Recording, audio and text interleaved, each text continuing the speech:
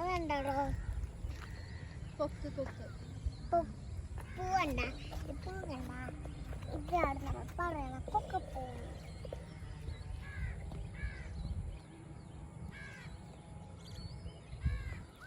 കണ്ട അവിടെ നല്ല പറക്കുന്ന സാധനം ഉണ്ടല്ല, ആ രണ്ട് പേരാണ് പറന്നു വരുന്നത്.